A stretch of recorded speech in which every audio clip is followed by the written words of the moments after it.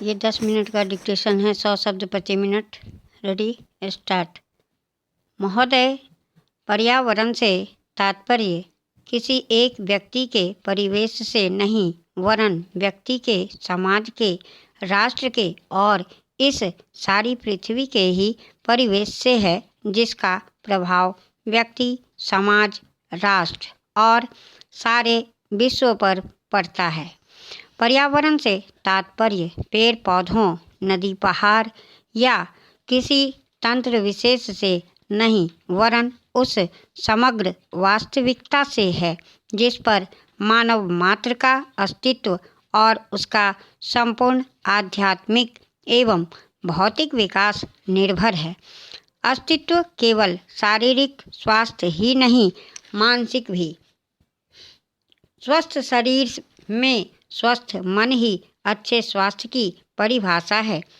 शारीरिक स्वास्थ्य हमारे आहार पर निर्भर है, जिसका स्रोत इस पृथ्वी का जल, थल, वायुमंडल है।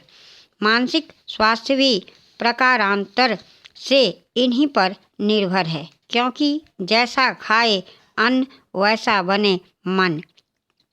स्वस्थ जीवन पर सबसे अधिक प्रभाव हमारे चिंतन का, हमारी परंपराओं का और उन सब परिस्थितियों का पड़ता है जो हमारे ऊपर आरोपित है या की गई है या की जा रही है। इसलिए पर्यावरण या परिवेश में जल, थल, वायु ही नहीं, बल्कि वे सारे घटक महत्वपूर्ण हैं जिनका कुछ भी प्रभाव हमारे जीवन पर, हमारी क्रियाशीलता पर पड़ता है, जैसे हमारे विचार, हमारे आचरण और हमारी परंपराएं एवं संस्कृति आदि। सदा से मानव की आकांक्षा उन्नति और विकास की रही है। जगत का अर्थ ही है गतिमान और गति दोनों ओर संभव है, उन्नति की ओर भी और अवनति की ओर भी।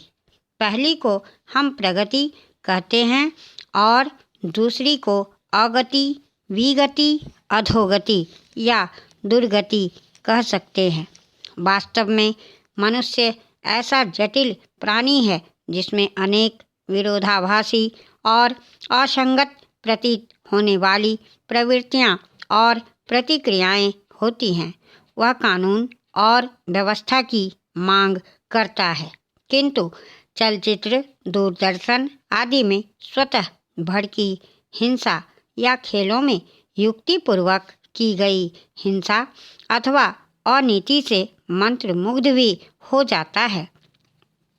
मनुष्य अपनी ही जाति या वर्ग के व्यक्तियों के प्रति प्रायः बहुत अधिक प्रतिद्वंदी होता है, किंतु कोई बाहरी खतरा उपस्थित होने पर उनके प्रति हद से ज़्यादा सहयोगी बन जाता है। वह सड़कों पर या युद्धों में सामूहिक विनाश के प्रति उदासीन रहता है, किंतु किसी खान में फंसे हुए एक व्यक्ति या किसी कुएं में गिरे हुए एक बालक की रक्षा करने के लिए ढेरों साधन जुटा लेता है। कुछ विद्वान कहते हैं कि मनुष्य बंदर की संतान हो या ना हो, किंतु उसमें खालिस बंदर की द्वैध प्रकृति प्रायः ही होती है। उसमें शाकाहारी बंदरों की भांति वृक्षों में उछल कूद करने की प्रवृत्ति तो होती ही है, साथ ही ऐसे बंदरों की स्वाभाविक जिज्ञासा भी होती है जो अत्यंत संगठित गिरोहों में रहते हैं और भांति भांति का मांस खाने में मजा लेते हैं। मनुष्य की ऐसी परस्पर विरोधी इच्छा आकांक्षाओं से निपटना असंभव होता है, फिर भी किसी प्रकार का संतुलित मध्यम मार्ग अपनाना अनिवार्य होता है। यही बुद्धिमानी का रास्ता है। विद्वानों ने मानव की मूलभूत आवश्यकताओं को 5 स्तरों में रखा है। महोदय, जो एक के बाद एक आते हैं। शारीरिक आवश्यकताएं यथा भोजन, कपड़ा, मकान और आराम जीवन की मौलिक आवश्यकताएं हैं। दूसरे स्तर पर आती है सुरक्षा और भविष्य के प्रति निश्चिंतता। इनके लिए मनुष्य भांति भांति की वस्तुओं का संग्रह करता है। फिर है सामाजिक आवश्यकताएं, जैसे अपने परिवार के भीतर और फिर बाहर के दूसरे लोगों से अच्छे संबंध बनाए रखने के लिए सामाजिक, आर्थिक, राजनीतिक और मनोरंजनात्मक संगठन बनाना। चौथे स्तर पर है अहम संबंधी आवश्यकताएं, जैसे आत्मसम्मान, आत्मविश्वास और आत्मतुष्टि आदि।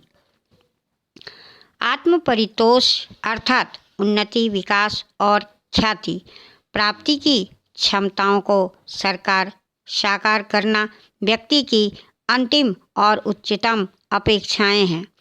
इन आवश्यकताओं की पूर्ति के लिए मनुष्य अपने आसपास उपलब्ध पर्यावरण का दोहन करता है। जल, थल, वायु ही नहीं, पेड़ पौधों, पशु पक्षी, जीव जंतुओं तक का उपयोग करता है।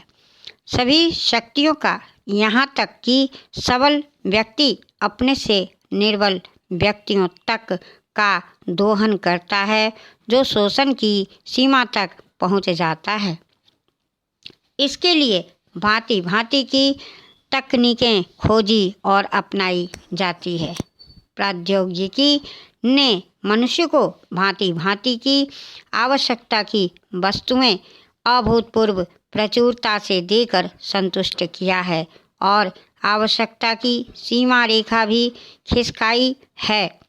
विलासिता और सजावट की ऐसी सामग्री भी दी है जो अब बहुत कुछ आवश्यकताओं में गिनी जाने लगी है। स्वचल वाहन, दूरदर्शन, धुलाई मशीन, सफाई मशीन, सिलाई मशीन, स्टोव, चूल्हे, मिक्सी, फ्रिज आदि आदि अब बहुत से लोगों के लिए अनिवार्य आवश्यकता की कोटि में आ गई है।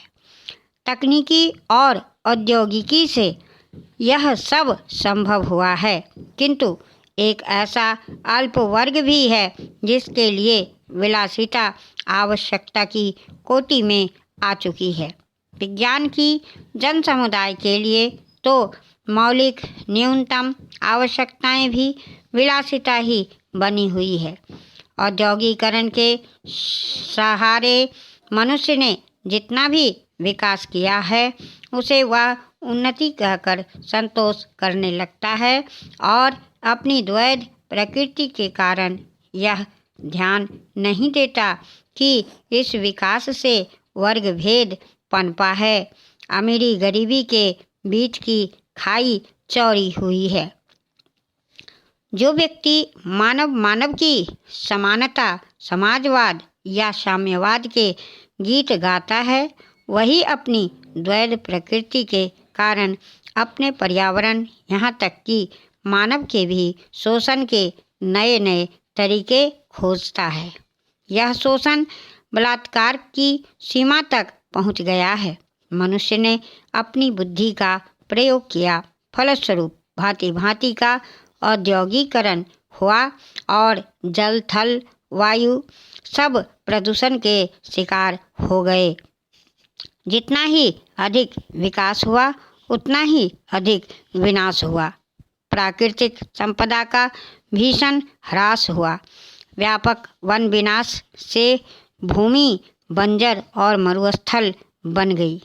एक बड़ा हवाई जहाज एक दिन में जितनी ऑक्सीजन खर्च करता है उतनी ऑक्सीजन 17,000 हेक्टेयर वन में तैयार होती है, और वन बचे ही कितने हैं।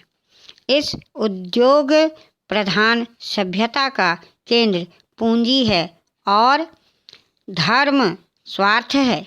मनुष्य का शोषण कर रहा है देश देश का।